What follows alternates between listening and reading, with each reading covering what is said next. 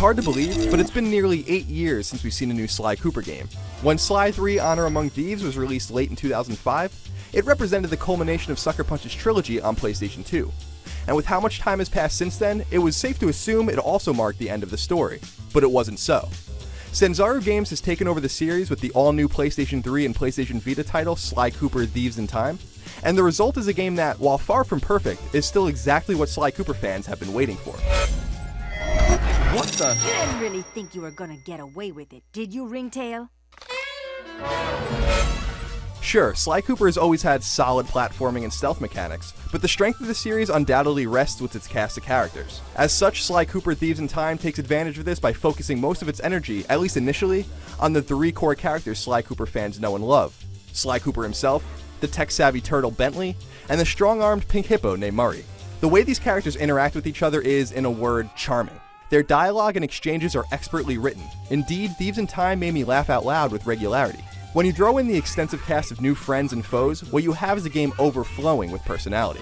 As the game's subtitle suggests, Thieves in Time has Sly and company traversing different eras, unlocking the mysteries of an evil mastermind aptly named Le Paradox. Le Paradox, for some reason, is obsessed with Sly Cooper's ancestors, and as such, you'll be meeting Sly's family from periods in the past, ranging from the Ice Age to medieval Europe, and many places in between. The story isn't the most compelling tale ever weaved, but the characters more than make up for any plot deficits.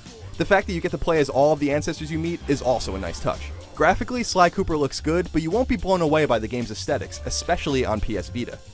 In premise, the game is playable on both PS3 and Vita, but I noticed the difference on Vita, and you will too. The voice acting, on the other hand, is superb, from Sly and his friends through all of his ancestors and the game's array of enemies.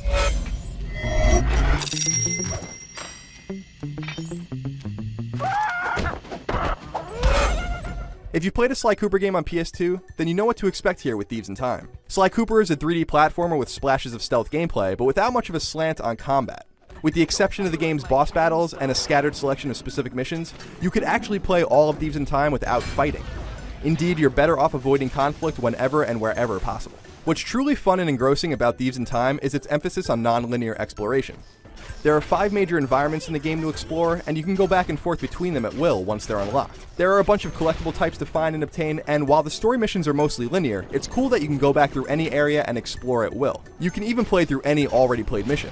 There are no doubt parts of Thieves in Time that frustrate and annoy, even if the game's difficulty is more in tune with easier, more forgiving titles. Most of this has to do with some finicky controls and awkward camera angles, though these problems are few and far between. More significant problems are found with forced motion controls in the game during specific events. Why am I using 6-axis controls in 2013?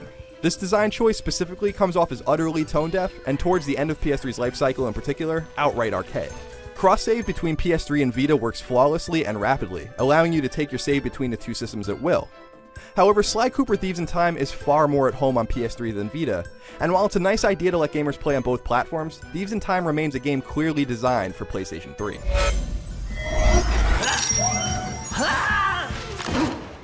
Phew! Talk about your close shave! All told, Sly Cooper Thieves in Time is a worthy addition to the dormant Sly Cooper franchise and proves that even with a significant hiatus in the series, Sly Cooper is still relevant in the PlayStation ecosystem. It's also a steal, pardon the pun. It costs $40 and you get a full-fledged game for both PS3 and Vita at that sub-retail price. Hopefully we see more of that kind of thing moving forward, especially for games like this that could easily take you 20 or more hours to see and do everything. Sure, Thieves in Time has its flaws, but it also has its many charms, and for the most part, the latter outweighs the former. If you like the old Sly Cooper games, getting in on the new one is a no-brainer. And if you're new to the series, well, combine a purchase of Thieves in Time with the Sly trilogy on PS3 and set aside a whole lot of time on your calendar. For more on Sly, head over to IGN.